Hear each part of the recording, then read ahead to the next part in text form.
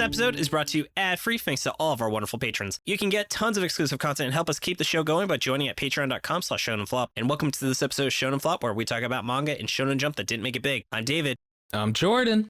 Next week, we'll be covering Tokyo Demon Bride story, which was written in all caps in my notes for some reason. If you'd like to read along with us, be sure to join the discussion in our Discord and submit your 6-word summary. You can find a link to the Discord in our episode description and on our website, shonenflop.com. But this week, we are talking about Demon's Plan, and we are joined by our guest, the wonderful Snake. Hello, Hey! I'm TehSnakerer.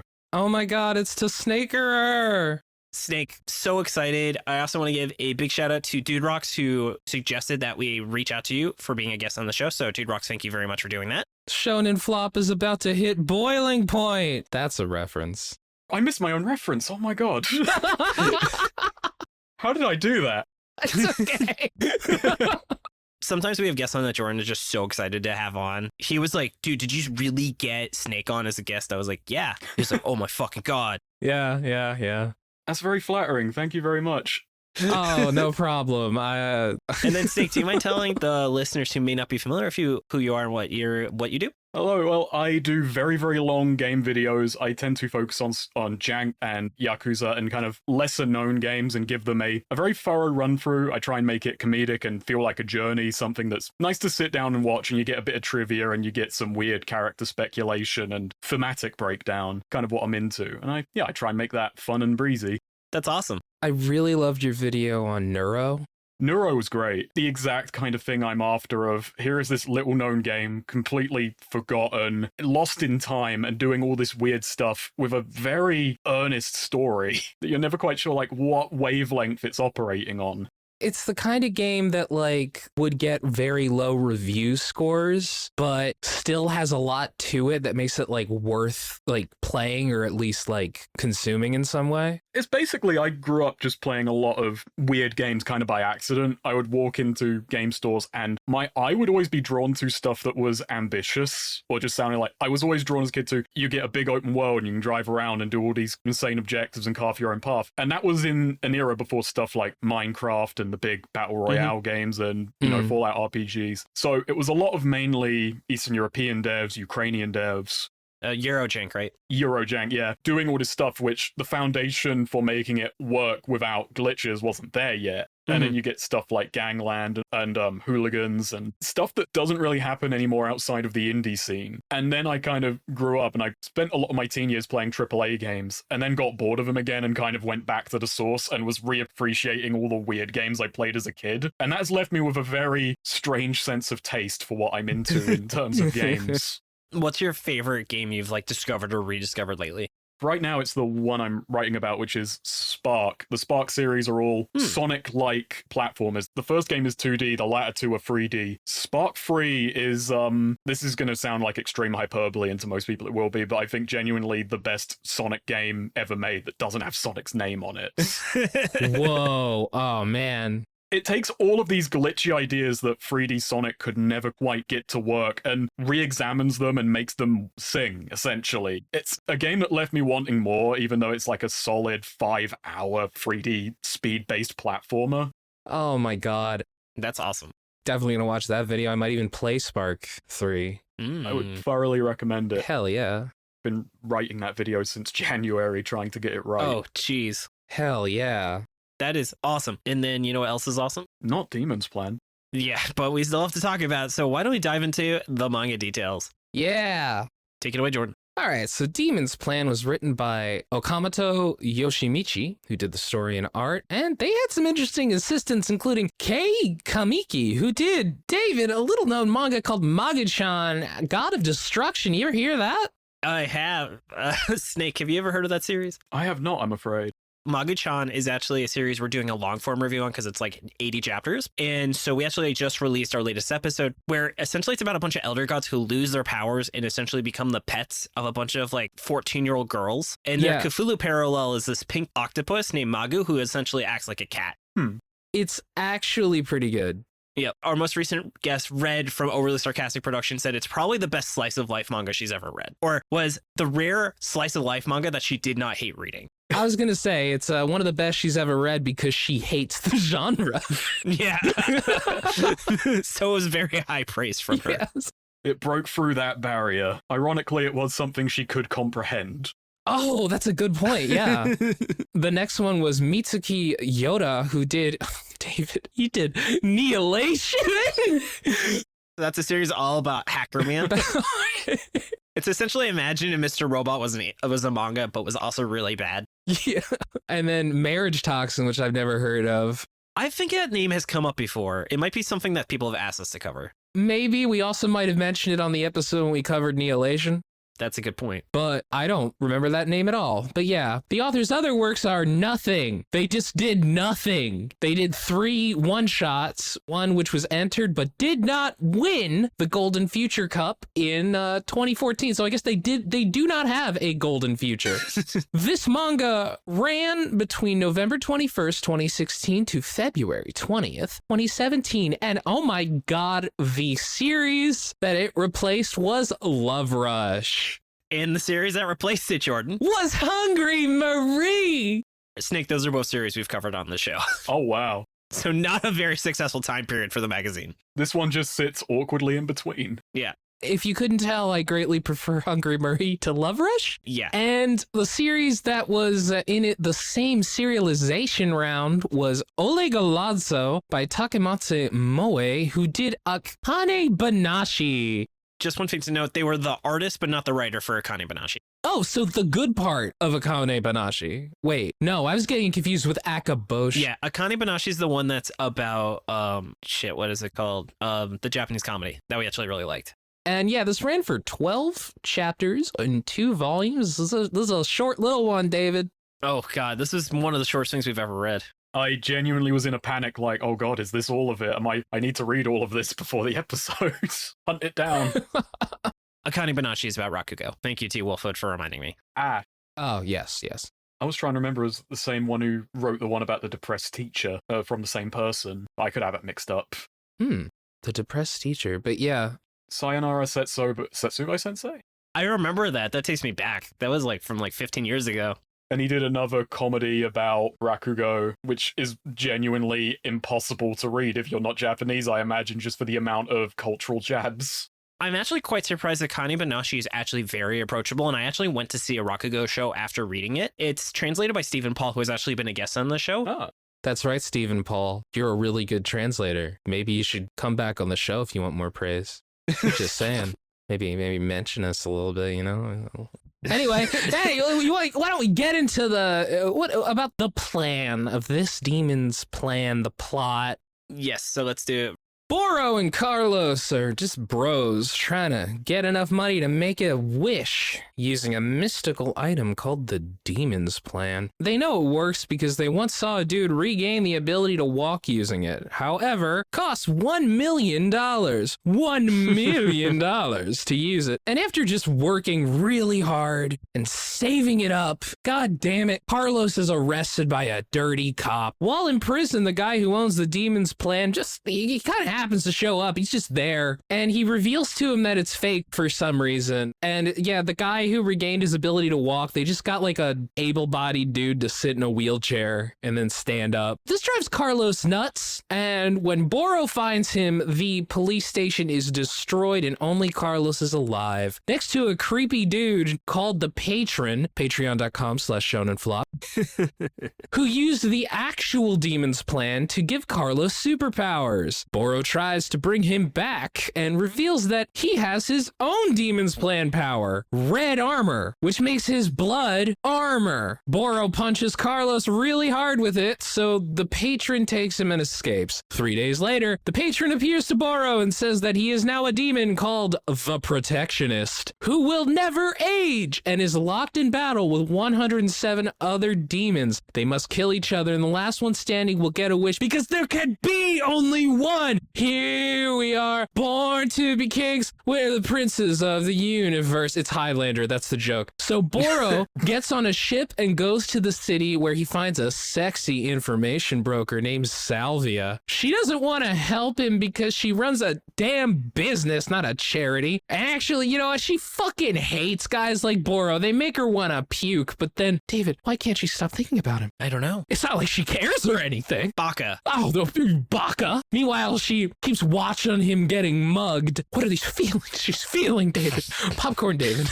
This is a side of Jordan I've never seen before, Snake. I think he's really going all out today. He's going ham on this. Oh, yeah. The tsundere is fucking shining brighter than the sun. This may be the longest plot summary Jordan's ever written for 12 fucking chapters. A lot and a little happened. Yes. Yeah. Boro scares the muggers away with his powers, and they're all immediately murdered by a guy named Veronica, who satisfies this manga's queer panic quota. Yep. Veronica is the collectionist demon and stores a bunch of weapons in his body. Salvia threatens him with a gun, and he absorbs it, so Boro fights him. He shoots a bunch of guns and missiles at Boro, which also made me think, what fucking time period is this set in? Right? But Boro's blood turns into his armor, so it doesn't work. I would like to say his blood turns into his armor. Yes. You know, he's getting shot all over the fucking place, but like the armor only appears around his arms. So it's like, It's center of gravity, Jordan. It's pretty obvious. yeah, that's the center of gravity. Blood pools in the arms. That's where it is. Oh, 80% of your blood is actually in your arms. oh, that makes a lot of sense, actually. I'm sorry. Never mind. This manga is logical. Why everyone's so scared of paper cuts? It's actually the 8th most common cause of death in the United States. That makes sense. Boro wins, of course, and they leave Veronica alive, but the patron shows up to shoot him because this manga is really edgy. Yes. Also, I love how they're like, since he keeps getting his ass beat, he's bleeding, but his blood turns into armor, so he gets stronger. And it reminds me of how Denji in Chainsaw Man is like fighting a demon and keeps drinking his own blood, which powers him up. I never quite fully got a grasp because it feels like he's always just got blood ready before the fight begins. And you see him, you see him once kind of just cut his arm up a bit, and it's like, there should be an interesting adjustment. I'm jumping ahead, I'm sorry. No, it's fine. It's a great observation. The battles annoy me more than anything else in this. Yeah. I wonder why.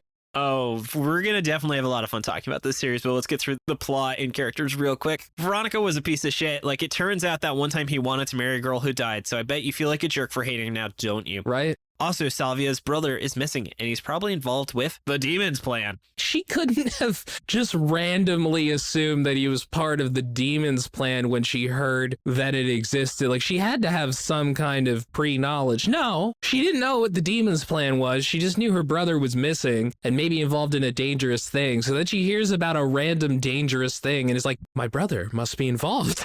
That has to be it. She's actually been through every other dangerous thing and has just checked them off, like gambling ring, underground fighting pit. Oh, Demon's plan. Yeah, okay. That's the most likely. Yeah, I've tried everything else. Anyway, though, he dies. And when Boro and Salvia go back to her room, they're confronted by a guy named Eustace, who's the Justist demon. The power is, I don't know, tornadoes. I thought Jordan wrote tomatoes at first. He's actually a good guy and tells them his tragic backstory for some reason. His sister was going to get married to the village chief's son, but then when he found out her friend was going to be given to a bad guy named Robleon to be a sex slave, Eustace rescues her. The manga just straight up has them go. It is awful. It's like one of the worst lines I've ever read in a manga. That panel, I already had it in my notes. I knew we would discuss it. Where they're like, the village chief is just like, well, I mean, she's just going to be raped. It's not like she's going to get killed. That was one of my 6-word summaries until I was just like, I'm not going to put that there. I was shocked when I got to that line. I had to put it down for a second. Some people are equipped to write moral quandaries. The best this guy's equipped for is moral quagmires. That's all he's got. Ooh, yeah. This is actually the second manga in like a month where there's just like a very explicit rape reference that just came out of nowhere. Yeah. It is the lowest edgy pull. When you just know, oh, this writer is really just reaching for anything to give this grit. Yeah. We were reading a series called like, what? I want to call it Ghost Detective, but that's not what it was called. No, What it was Kako the false detective. And like this girl and her backstory is like getting like beat up and mugged, and then they start pulling her pants down. Oh, lovely. It's awful. It is awful. Where the fuck did this come from? Anyway, that's enough for that talk. Yeah. Yeah. Unfortunately, Robleon finds out and kills everyone in the village except for him and his sister, and now Eustace wants revenge. Salvia and Boro go with Eustace to the village, and his sister is hiding to discover that it's been 56 years since she went into hiding, and she's now an old lady with a granddaughter. By the way, a lot of the immortals have teamed up into factions under leaders called the Dogma. One of the Dogma is named Velvet, and it seriously doesn't matter aside from the fact that Velvet hurt Robleon, and he wants revenge, so he's sending a group of bandits to sack the village where Eustace's sister lives to get supplies. I think yeah. Also, his sister is blind. Yeah, because she's an old lady. Yeah. That, by the way, a lot of immortals have teamed up is genuinely how it feels, because occasionally Patron will just turn up and go, oh, by the way, here's a bit of a plot dump because I'm trolling you, Boro. Oh, ho, ho. The series has so much complicated, like, political machinations, and none of them matter, like, even remotely. And also, like, again, I reread this. I was like, why the hell did Robleon try and sack the village? And I don't know. He's just a bad dude. I really don't know. He's just a bad dude. He's just a bad guy. And they do bad things. That's literally it. He's just a demon, and demons are drawn by desires. Anyway. Yeah, that's true. Oh, yeah. But anyway, Popcorn Snake. The two demon boys fend off the bandits until Borrow tells Eustace to go find Robleon while he fights everyone alone. Oh, yeah, they have a fight in a generic canyon, and they drop an ambush, and it's so hilarious, like, oh crap, he's not here. It's like a joke. And it's like, I guess I'll just fight everyone, you go on ahead. Yeah. It was interesting to me how even though Eustace has been tailing this guy for like over 50 years, he knows absolutely nothing about him. It's genuinely like a Tails gets trolled kind of bit, is like, Oh, God. we're gonna drop these rocks on everyone, then we'll hopefully have him. And then they just go down, it's like, oh no, there's just like 100 lads here who want to beat us up. Okay, Well, cool, on with it. Time to be guts. Use finds Robleon, I had a lot of trouble with this, who immediately grows Yeah. 2 more arms like Goro from Mortal Kombat, and they fight. However, Robleon has the power of super regeneration, so he just immediately recovers from everything. Thankfully, Borrow appears, having defeated all of the bandits, to join the fight. This causes Robleon to get serious and grow 4 more arms. Whoa. But Borrow also gets serious, and his armor grows to cover his entire body. They basically get thrown up into the air, and he's like, Eustace, can you volleyball spike me into the ground really hard while I'm almost dead? Just throw me at him. Which wasn't the stupidest idea. It worked, more or less. It's also the one time the powers are in any way interesting. He's like, I don't want to kill this guy. I'm just going to cover him in my armor and, like, lock him up. And it's like, there's actually a lot more imagination you could be using here with your powers that you're just not, like blood walls and traps. But how did he know he could do that? Also, he can use his blood to give other people armor, and he hasn't been doing that? That's a good point. I didn't think about that. The character, he does no experimentation with his powers. Yeah. Which is one of the more interesting things about when a character gets their powers for the first time. Yeah. There's just very little imagination, as we'll go into. Yeah. We'll get into it more, yeah. To stop the regeneration, they realize they have to take Robleon out in one hit, so Eustace uses his tornado powers to fire Borrow right at Robleon's head, knocking him unconscious. He doesn't want to kill him, so Borrow traps him in his blood armor, seemingly trapping him in that spot forever, which is way more humane. Oh, yeah. Shrug. The patron then shows up to talk about politics and reveals that Carlos has defeated the Angerist demon and taken one of the seats of the dogma. Why'd I put the dogma? God, it's such a stupid organization. Yeah. You might be right. I don't know if I'm right. I think it is just dogma, but there's a grammatical gap in my brain here. There was some grammar and spelling issues in this translation, too. Yeah, as well as Salvia's brother is the Revengeous demon, and is involved in this too, just like she thought. Oh my god, she guessed correctly. Whoa. She's getting 1 point on the Chibi scoring episode, Jordan. I always thought my brother was a demon. He always nicked my toys when I was a kid, so I knew he was going down a dark path. Damn. He then says that he's also a member of Dogma, called the Informationist Demon, and that a tournament arc is about to start. Thankfully, though, the manga ends before that happens. Bit of editorializing at the end of that plot synopsis, but I completely bloody agree. Thank you. Oh god, could you imagine? Oh, I hate every fight in this, and it's basically the threat of a tournament arc. Eventually, this is going to be nothing but fighting. Great. There's 2 really notable ways to know a manga has gone to shit. Is usually a tournament arc or a exam arc. Exam arc, yeah. Which is basically just a tournament arc, but there's more than just fighting. Yeah. But let's get in the characters.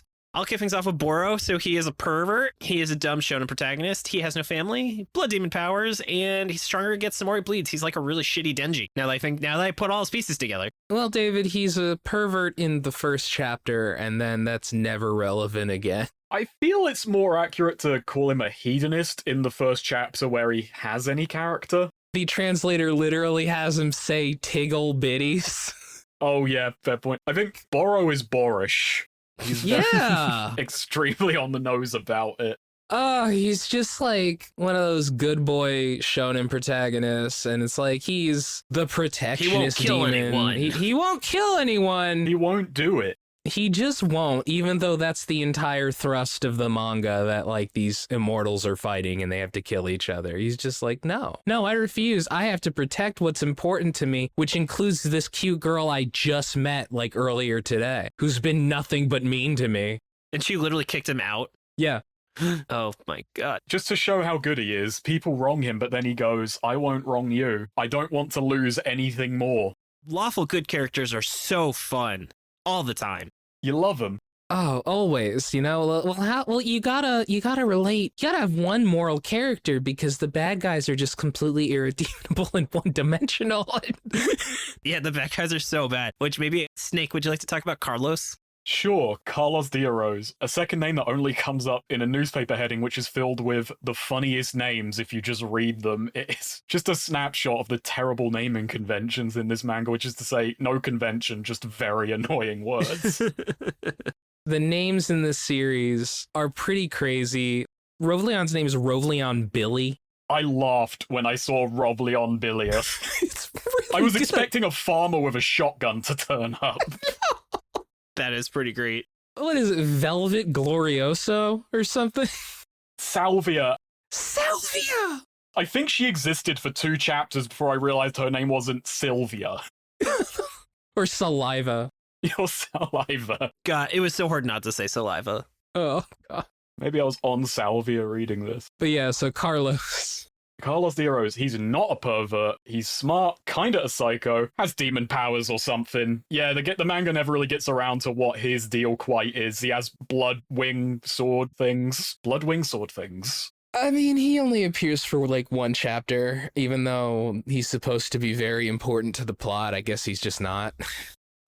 With every character, I feel like there's 2 versions of the main characters, which is the ones that are in chapter 1, which trying to affect depth, and then every other chapter where they are about as stock as it comes. They are so stock you could make a bloody soup with them. Yeah, and that's kind of which what is pretty common. Yeah, which is, you know, they have him and Borrow, they have this sort of bond where both of them give each other kind of reason to go on. Carlos is like, oh, I don't actually have any self-worth, but if I'm protecting this guy, then I can have the confidence to get out there and face the world. Meanwhile, Carlos is like, I'll give my life to save this guy who saved my life, and I actually have to go kill all the rich people. Bye. Yeah, as we'll no doubt talk about in What It Did Well, the first chapter is at least trying. Yeah, it's trying so much. It is. Maybe too much, but at least, Yeah. But it feels like the author just burnt out all his effort in that chapter. That's true, but that first chapter wasn't really that impressive anyway. No, it's just in comparison to everything else. That's fair. I'm gonna be honest, I feel a fool because I agree with you, but when I first read it, I felt it had promise, which goes to show my my rookie nature here. It's like, maybe there's something. Oh no, I did too. That just means you see the world in a better light than we do. You're not jaded. Maybe. I'm not so jaded yet. I don't entirely remember what I said on our preview episodes where we read like the first chapter. I'm pretty sure I was like, yeah, I'll read more of this. Yeah, no, because there was promise in the first chapter. Jordan, though, would you read another 10 chapters of this? You know what? I would. And then, Jordan, do you mind telling us about Patron? The informationist demon, he's kind of just like an asshole, kind of the closest thing to a long-term antagonist in the series. He's just really fucking edgy. Really, he looks like a stand or a persona when he first appears. He reminds me a lot of the guy from Balan Wonderworld for some reason. There was like a time where there was a bunch of Willy Wonka style characters in anime in like the early 2000s or 2010s. I remember there's one in Blue Exorcist and C. So there was just, for some reason, that was like the cultural zeitgeist. I wonder when the Tim Burton movie came out. That's probably around that time. No, that was like 10 years before that. Series of weird, untrustworthy wishmasters just coming and going. Yeah. Oh, you said early 2010s. Okay, I gotcha. I thought you said early 2000s. That's it. If you told me what year did this series come out, I would have guessed like 2005. Yeah, you're totally right. This feels so much older. I don't think there's much more to say about him. He just exists as kind of a plot character. The next character is Salvia, who is kind of the legally required female main character that every manga has to have. Yeah, just to like, I don't know, pretend they care about women or something. Does she actually contribute anything to this series? No! She just complains a lot. She pulls Borrow out of the way once. That's it. In the final battle, they're like, oh, Salvi is just protecting the grandma and her granddaughter. As if she can do anything. She doesn't have powers. What was she gonna do? What is she gonna do? It's funny as well because they have a scene where they're going to sit down and you think, okay, this is going to establish Salvia's whole deal. But then another character walks in and immediately steals the spotlight from her. The entire manga just becomes about the next character. Yep, Eustace, who just, this conversation just becomes about Eustace. So Snake, do you have any thoughts about Eustace?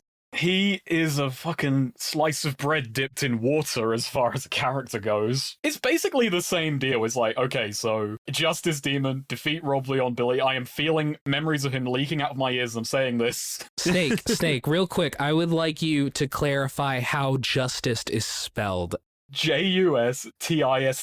Justice. Yes, it is just-ist. It is not justice. It is justice. More than justice. Yeah, it's super important. He's like, You shouldn't have got a British person on to say a word with a lot of T's in it. it's okay. I just want to clarify. Bottle of water. Justice Demon. I'm not gonna lie. When you were talking about Spark, there was a second where I was like, they made a game about Spock? Yeah, and he runs really fast. Yeah, that'd be great, actually. But yeah, his whole deal is I've got to save my sister and defeat Rob Leon Billy. And he's been in the demon plan, spoilers, for decades. Why did I say spoilers? Yeah, just did it. He's been in it for decades. And he's like, well, in all my years, you're the first person I've seen who's a demon who has a heart. So I'm tagging along with you, buddy. I'm your new Carlos. You can just call me that if you want. Eustace sees Boro decide not to kill that Veronica dude. So he's just like, you know what, man? I really need someone who won't kill people in on my revenge plot. Yeah, dude, I've been looking all over the place for a demon who's just not a complete psycho, and you seem like the least psychotic one so far, so let's hang out. He passes the vibe check. Yes, literally. And then, no joke, the whole manga becomes about him. Yeah, I was like, why are we giving a flashback about a character that you haven't established we actually as a reader care about yet? It's funny, this manga just kind of does post hoc, actually this is sad, actually they had depth when it no longer matters. Yeah, it's actually Demon Slayer had that same issue where they're like, oh, this guy was really evil, but here's this kind of sad backstory so you feel bad. Oh, it happens so much. But I will say, like, another thing about Eustace is I don't know what his fucking power is. He controls fate. It has nothing to do with his desire either, which is such a strange conceit that it does it for two characters and then it's just, actually I can't think of a relatable power, so it's just wind. He's just hot air, that's it. Yeah, pretty much. He's just full of hot air. Pretty much all he's got going. And you know what doesn't have a lot going? This manga? Yeah, why don't we dive into why it failed? So Snake, do you mind taking us away? What were some issues you had with the series? I hated immediately that, oh, on the far off distance, you're going to fight 108 demons. There's a tournament arc on the distance. Meanwhile, every single battle is terribly generic, unreadable action with no inventive use of powers whatsoever. Yeah. I like JoJo quite a lot. I like Tails Gets Trolled and Scoob and Shag and that. And those are very funny to read, very interesting. You watch it and you're like, oh, wow, they're going in really crazy directions with this, which this guy's just, his blood hardens. And on the surface, maybe you can do something with that and it's a nice shorthand for, oh, as the battle goes on he naturally gets tougher, but it's, you know, that's very repetitive. Meanwhile, I think the one big battle, well, there's two against Rob Leon, but that barely is there, is against the Collectionist. And I actually ran a tabletop campaign once, so one of the players could store items and bring them out, and he put that to really clever use. So what does the Collectivist do? The guy who can suck in any item and bring it out at will? He just has a million guns. There's no inventiveness, he just keeps shooting, and it's impossible to read. How did he lose? Did he just get punched? I think he just got tired. Just got bored? He just used all his guns and then he collapsed.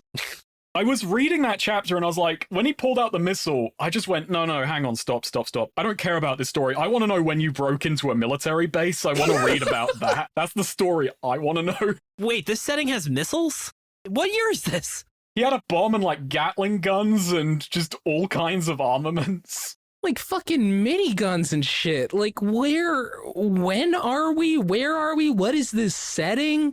It gets even funnier when you get to his wife at the end in the post-hoc characterization scene, and it's revealed in a line that, oh, the reason he got this power was, I wanted to show my wife everything in the world, and was your wife a gun nut? Because that's all you've expressed any interest Yes. in. God. His wife was Lauren Boebert. Oh, no. Yeah, pretty much. When my wife, the president of the National Rifle Association, died. It's important to point out, because we haven't mentioned it yet, in his ear, he has like a spot for an ear gauge, but instead of a gauge, it's literally his wife's finger Yeah. with the fucking ring on it. That is the shot chaser of feel sad for this guy. Also, he had his wife's finger cut off and put in his ear. Like, what the fuck, man? Like, it was really weird.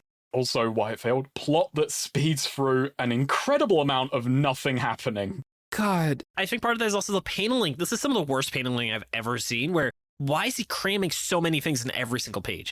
The thing is, like, this guy, I feel, was really worried about getting accused of having, like, no background, so he just made the backgrounds completely cluttered and, like, really difficult to parse. Well, speaking of the art of the first chapter was honestly kind of solid. Like, I thought the art was pretty fucking good in the chibi, and then every chapter after that just completely falls apart. Proportions are trash, composition is trash, just, like, everything just gets so much worse. There's a moment where Salvia is just sitting there, and then her leg is extended, and it's like she's hitchhiking in like an old Bugs Bunny cartoon with like her leg out, and it looks awful. Like the leg looks terrible. Every time this guy tries to do an interesting angle, he can't do it. It's like the dropping quality is like astounding, and it wasn't even like that excellent to begin with. It's wow. It's very hard to make out, like, connecting scenes and time jumps. It's just very poor in giving a sense of chronology and time and, like, location swapping. So here's one thing is that I think overall my ideas, this series is inspired by late One Piece in its writing style. So a lot of things that Oda has been doing is he's very vague. He has a lot of things going on. But here's the thing. This is 700 chapters into a series. You can seed things. You can talk about things vaguely. This manga is trying to do that day one. So we don't know what the fuck is going on because everything is so vague because the author probably doesn't even know. But here's the thing. Oda was very explicit from the start about a lot of things. It would be like chapter one being like, oh, Luffy has some mysterious stretch power. What could it be? And not saying what devil fruits are for 100 chapters would have been a terrible idea. David, I agree. I think that Oda is a slightly better mangaka than this guy. Fuck off, Jordan.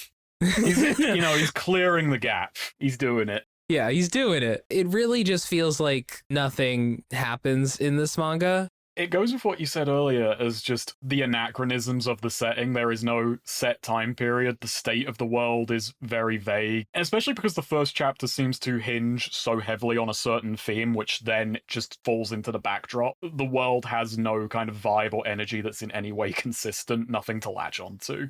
The first chapter seems to be straight up about class struggle. Yeah. It goes pretty heavily into like the rich are taking from the poor. Like, that's what Carlos's whole thing is about. He's like, I'm going to bring down the rich. I'm going to take them down. And then I'm going to kill all the rich people, basically. The 1%, the 1%. But, and then Boro is like, no, violence is bad. Don't do that. But then that's completely irrelevant to anything else that happens in the manga. It's like he had something of a setup, something of a theme, and then was just like, nah, that's too hard. I don't want to think about that. So then nothing else in the manga complements that. Nothing else in the manga continues that. It's irrelevant. Why even have it? Doesn't do anything. It just lands on the worst possible, like, oh no, we're just gonna do generic battles. That's it. God. Also, the bad guys have absolutely nothing to them. There is nothing there. They are so one-dimensional. The point of them is to be the worst, most evil bastards in the universe. And they're like immortal too. So the result is when Boro doesn't kill them, it's like, honestly, Boro, you should kind of just kill them. Like, they're gonna get out and they're just gonna kill more people because they're like evil and have no sense of sympathy. Like, I get why you don't want to kill, but like, damn, in this situation, man, I don't know. The author constructed one of the few scenarios where actually killing the bad guys is the most moral thing to do. Yeah. Get Salvia to do it, because do you remember one of the rules that is put out? If a demon is killed by a non-demon, they're just condemned to a life without salvation. Yeah, what the fuck did that mean? I didn't fucking follow that until I was rereading it earlier today, and I was like, that's a rule. May get, brought back into play at some point, I guess. It's very vague in that. Like, does that mean they go to hell? They turn into a zombie? They don't die? Like, I don't know what that means. They just have a curse of bad luck for the rest of their life? Who fucking knows? This manga didn't. No. They don't receive the blessing of Jesus Christ? Like, I don't know. I just find it, the wording is like, if she kills him, condemned to a life without salvation, which, if that isn't immediately getting sent to a bad afterlife, is just they get up a few days later like, shit, that didn't work. Yeah, this manga throws out a lot of complicated things and then does not explain them. That's what really fancy manga like One Piece do, because they're like, well, you'll find out in like 200 chapters. And we're like, yeah, okay, that's fair. Well, also because you don't need to know what that information is in order to follow or care about the other things that happen in this manga. Also, One Piece will get there. Yeah, you know? We waited 20 years to find out why Garp is so badass.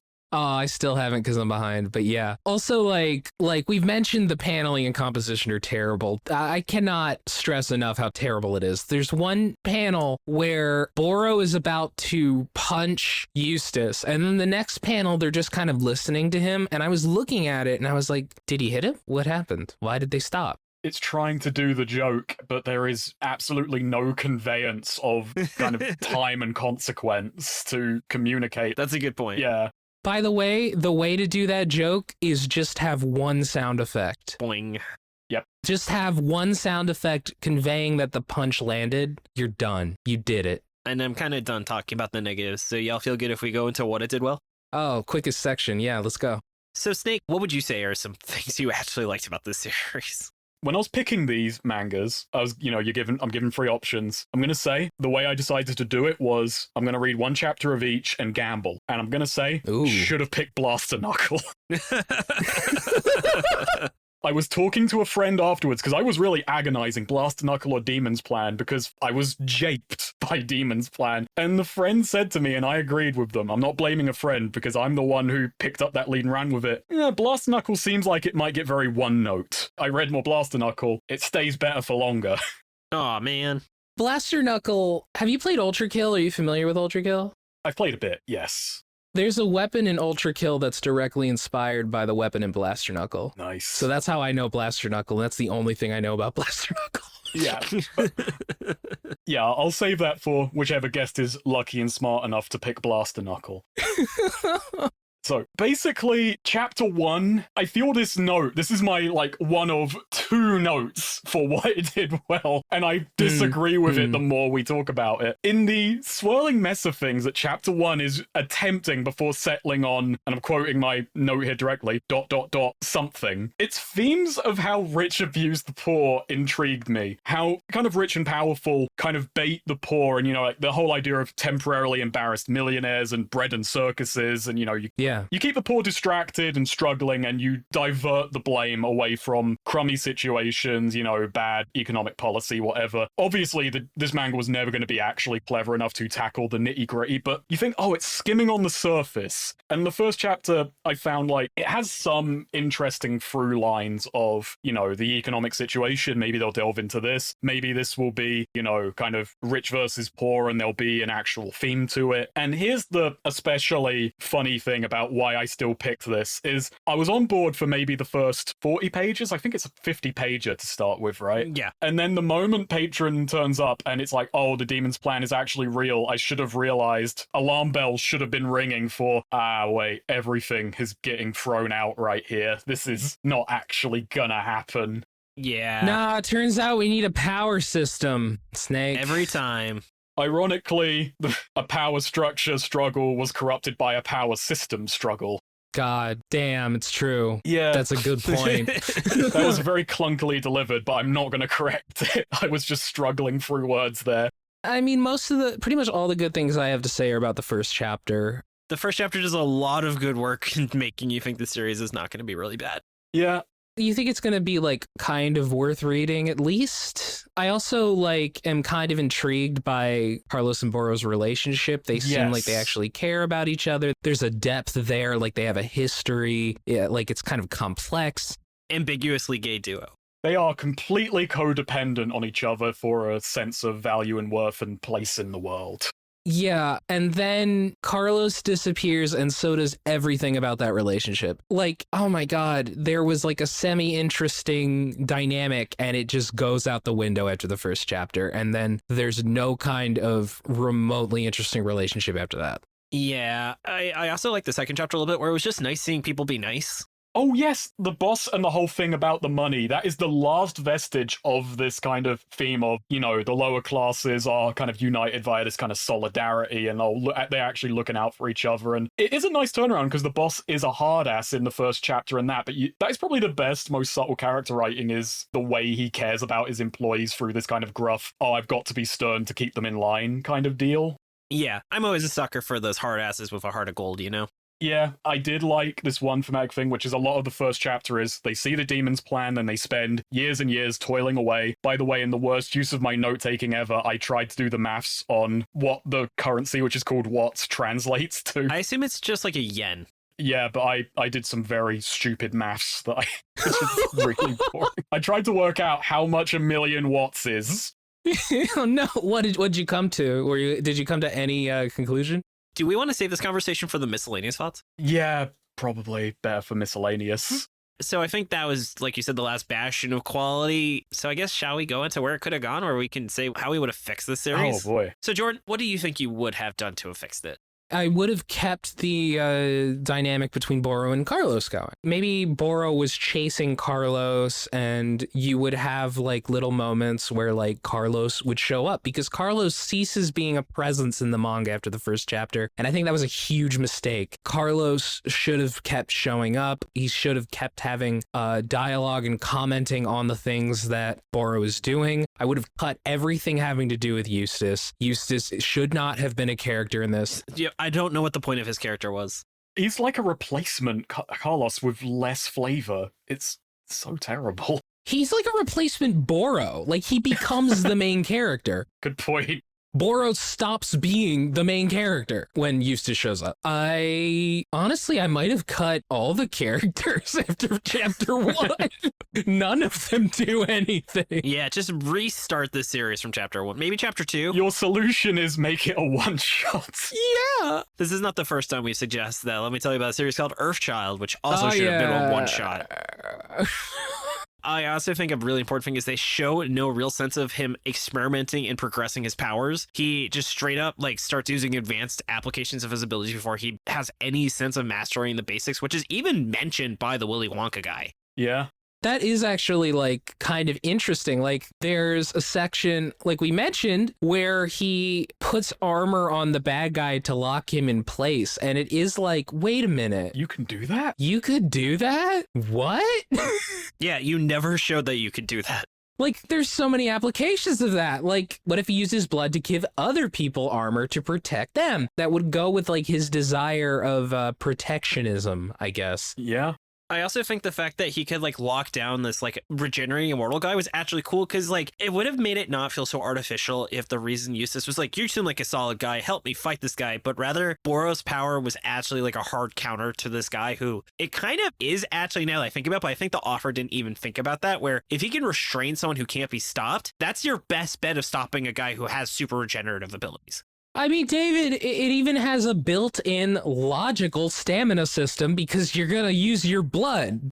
Yeah, and it kind of goes along with what you're saying of when they introduce dogma, which just complicates the needless politics of this, there is a kind of through line of, oh, these are the 10 most powerful demons, so there are factions in everyone in the demons plan who are teaming up because it's an alliance of convenience because some people are more OP than others. So you've got the in there of, look, we're going to need to work together if you want to have any hope of doing this, and down the line, yeah, we're going to have to fight, but at least then you have a chance. Yeah. Oh man. Also, like the patron mentions that, oh, this is Highlander. There can be only one. By the way, there's factions where everybody goes under like a demon leader, and Boro's like, wait, that doesn't make sense. Only one of them can do it, and they're basically like, shh. Shh, don't worry about it. Shh. I was so excited for that idea where he genuinely was like, you at some point will have to kill Carlos if you want out of this, or kill yourself. And then the series just kind of completely buries what I think is a really interesting dilemma he will actually have to face. Yeah. It's so much more interesting. Get rid of dogma or make it so they don't have to kill each other. Like, you can't have, like, you can either have they're all individualists that must fight each other, or they can team up. You can't do both. Could be like, you know, you have to sacrifice your wish to someone else to kind of, you know, that's how you get out of the death game alive if you know you can't win on your own, is you give up what you're going to get. Yeah, something that goes along with it. You know, like, the two things contradict, and so as a result, there's already very little going into this manga, so as a result, a solid quarter of it is just explaining the complexities of a political system that just doesn't make any fucking sense. And it's way too early for us to learn about this. Yeah. I had it in my head the ending was just going to be that if Boro does have to kill Carlos, he's just going to immediately cash in his wish of like, oh yeah, I want him alive. We're done. Yep. I also think we're done. Can I also say I think we're done with this section, so shall we go into miscellaneous thoughts? Mm-hmm. Okay. First miscellaneous thoughts. Yeah, I feel like this wanted to be Weird West, and the author intended it to be, and then he didn't put any effort into actually make it feel like a Weird West series. I think that too. What Weird West would have done is establish some kind of setting, and this manga basically has no established setting. It changes constantly. Yeah, no consistency. Also, like, man, the translation was interesting. One character calls another character a noob at one point. Yes. And Diggle Bitties. Oh yeah, Tiggle Bitties. He also says, I just want to get drunk and crunk. That was cool. God. The scariest part about this setting, gamers exist in it. Oh God, no! God. No! They're out there somewhere. There is the gamerist somewhere. Oh, no. There's no escape! The series made me think of Fullmetal Alchemist for some reason. I guess it was like two people and I got FMA vibes as well. Okay. Just with the armor stuff and notes of the setting. It was obviously a ripoff of a lot of things. And then, Snake, I feel like you had mentioned that you actually did some math about how much a watt converts to other currencies. I was going to say a watt to $1, but I realized you probably did it for pounds. I did it in pounds, and then I did GBP to USD to be inclusive of the American listeners. So I wrote it down, and I actually cut out my notes do end with, this was a waste of time. Nice. Oh, to clarify to the listener, because I don't think we've said it yet, watts are the units of currency in this manga. It's relevant for one chapter. It's relevant for 2 chapters, sir. There's an immediate escalation of, if you want my information, that's like 3 million watts or something. It's higher than the Demon's Plan, if I'm remembering correctly. But how much is that? Yeah, what's your math? What's the conversion? Let's do this. Yeah, because my guess was it was like yen, but it sounds like you might have come to a different conclusion. I probably did. So 2,000 watts a day at the docks. And then I looked up the average salary of a Japanese dock worker. And assuming parity for no reason, a Japanese dock worker, by the way, this is why it might be skewed to begin with, because I frankly don't believe this, but 8,960 yen a day, which is equivalent to 54 British pounds. By the way, is that in 2016 currency? It's not equivalent to whenever this takes place either. Okay. This is why this is all wrong. That's fair. Yeah, this is why we've got a bad start to begin with. So then Carlos at one point lists exactly how long they worked, which is 9 years, 11 months, 23 days, which is 3,616, or 616 is in there. Ooh. Demon's Plan. In the Marvel Universe. So another reason this maths might be wrong is I have not accounted for if they worked every day or if there are weekends and expenditures, but 3,616 times 2,000 is 7,232,000. So assuming removing expenditures and, days off, they should have been able to take the Demon's Plan 7 times over. Wow, okay. Yeah. This isn't actually a slight against the manga, by the way, but we've had enough slights against this manga, I think. Fair enough. Assuming those were all work days, 2,000 watts, and it translates out to 56 pounds, that comes out to 188,176 pounds and 64p, or in US dollars, 233,996 and 67 cents. Whoa, that's a lot of light bulbs. To be fair, that makes more sense than $1 million. It was definitely never $1 million US. No, it was definitely never. I divided it down to try and work out a roughly 1,000,000 watts in real currency, which is 26,135 or $32,517. That seems reasonable. Yeah, okay. All right. This was a waste of time and my maths is bad. So my notes end. My system was I just dropped 2 zeros, so it would have been like $10,000. Despite how bad what I just said was, I think I've put more thought into this setting than the author ever did. We have definitely put more thought than this author ever did. Unquestionably. This is shocking. This is a mess. Yeah. And Snake, I really appreciate you sitting down and doing the math. That's awesome. Yeah, thank you so much, Snake. I just got very distracted. This is why videos take so long to come out. You gotta wait for quality. Stupid rabbit holes. Also, speaking of British people that did research, ooh, that was a good segue. Our wonderful manga historian MaxyBee, who is also British, has done some research as well. So I just want to read off some of their notes. So they said, upon finishing this, you may ask your question, is that it? Is there some sort of epilogue? No, there's not. This really was the ending of the series. This series had a jump start run in the digital weekly Shonen Jump magazine Viz Media used to do prior to the current Simulpub model, giving us 3 day-and-date chapters with official English names and the like Bolo for our main character, or Carlos's Dear Rose spelled with a Z as opposed to with an S in the fan translation. It also means it's possible to read a quarter of the series without pointless swearing added in. Imagine that. It would be worse. And Viz translated the red armor as Crimson Bell, which sounds cool through it. Yeah. Crimson Bell. Though red armor is a more correct translation. In that volume 1 is 5 chapters and a one-shot, volume 2 is 6 to 12 and another one-shot, and that there were extra pages, and that most extra pages that were inserted into it are just a little extra panel, not even like a joke, just a little extra drawing taking up a small fraction of the page. There's one of his one-shots is called Brain Breaker, which just sounds like... Someone who read this? Yeah. Hey! I was going to say it sounds like an intense wrestling move. Oh my god. But did y'all have any other miscellaneous thoughts, or shall we go to final verdict? I do have a miscellaneous thought, which was... Oh, go for it. I've resisted the whole thing of pronouncing Eustace as Eustace, because that's how it's spelt. Yeah. His name, Used Ass Burger Mod. Oh, God. I'm going burger mode with my used ass. I'm gonna break out a whopper on this guy on Rubbly on Billy. Rubbly on Billy. Tonight in the cage. All right, let's go to final verdict. Starting from our community, we have our 6-word summaries, where we have from Tucker, touching friendship story, and then jack shit. MaxyBee, demons plan to get canceled immediately. Lord Anubis, tournament shonen, except when it's not. Portal Man, wait, Dr. Faustus made a tournament. From Real, shonen protagonist says just punch harder. From Squidco42, artist couldn't say protagonist against cancelist. The cancelist? That's really good. That's very good. From Portal Man, the demons win no matter what. The Duke of Dumbass, the most 14-year-old shit ever. Yep. From Cramp, starts surprisingly gay, otherwise boringly generic. That's a good point. This manga definitely could have been gayer. That would have helped. Yeah. From Dude Rocks, so edgy yet so dull. Dackerson, didn't go according to demons Kyaku. Kyaku means plan in Japanese. Yeah. All according to Cake. Nice. Oh, if only we had Masako X, another British guest, back on the show for that scene. God, why are British guests are just so great on this show? It's because of the Queen. Now that she's dead, the power has just kind of come to us. God, Irish Twitter was so great. Also half Irish. Gotta throw in the correction in case my dad listens. From T. Wolfwood, I read this morning, already forgotten. From Yeti, demonic dueling dingus drives troll drama. Oh, it's tongue twister. Like alliteration. From Blah Moo Moo, this manga needs a better plan. From 090Z, Demon's plan was a little trolling. From Diego, Demon's plan was flopping all along. And from Red Blade, hey, that's a good name for this series. Pretty good one shot. Wait, there's more? And then how about you, Snake? You wrote quite a few 6-word summaries. Do you have a particular favorite? Well, I'll just go with my headliner. JoJo tackles the wealth gap. Not. I love it. That's going to be part 10. That's good. How about you, Jordan? There should be only one chapter.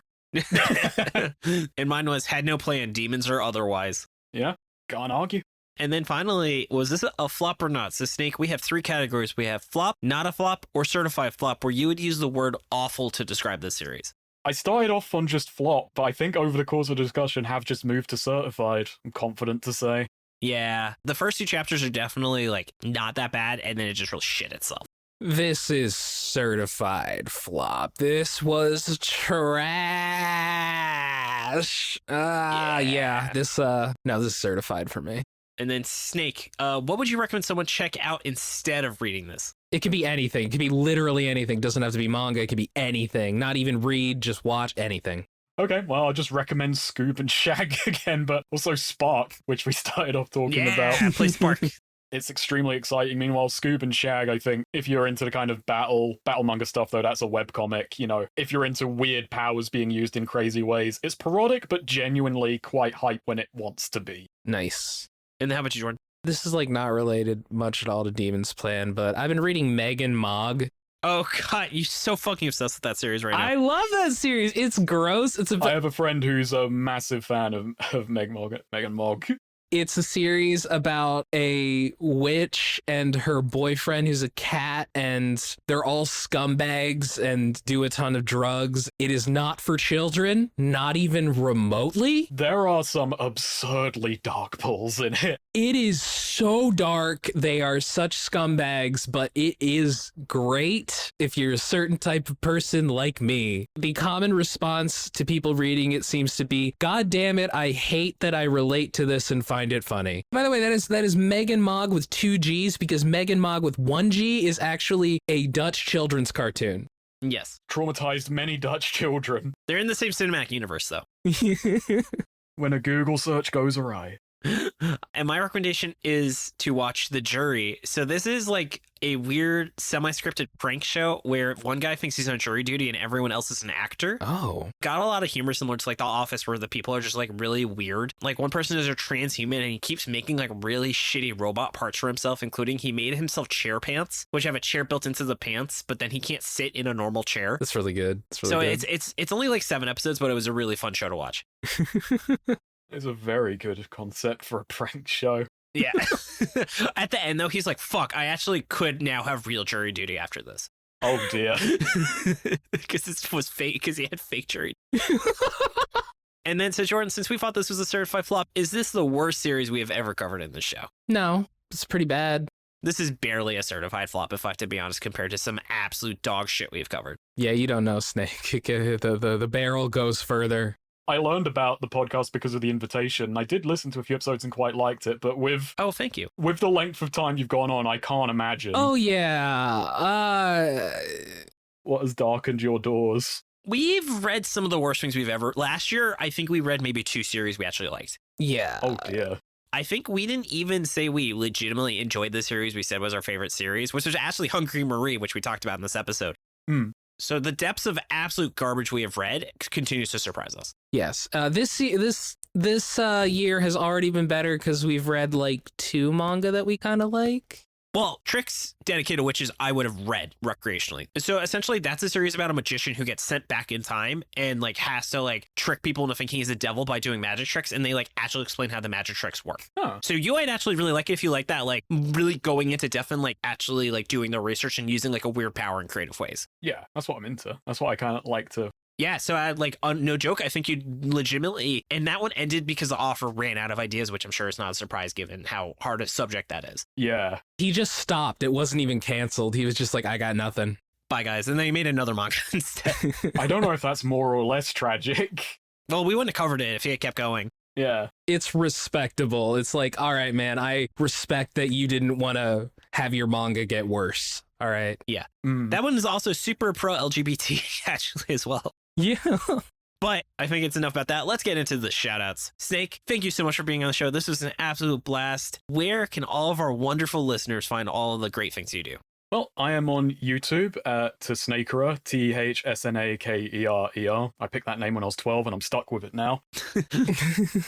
I'm on Twitter as well under the same name, and I also co-host the Bullet Time podcast with a mate of mine, James Hot Cider, which similar-ish concept to this manga, but about mid and forgotten FPSs of the last few generations. Oh, that's really cool. What's like a recent one that you covered?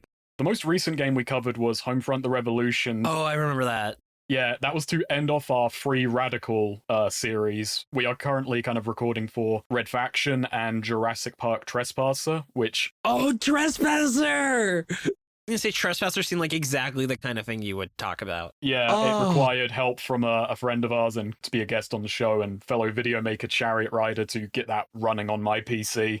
Have you discussed how, what was it, Alien versus Predator or something on like the PlayStation 1 was like the first game to have the modern FPS control system? I did not. We have a researcher and he may have brought that up, but I think James and another co-host, Kevin, they are trying to put together like a series of Alien versus Predator versus Alien versus Predator. That's a jumble. You know, where they kind of go through the AVP games through the generations.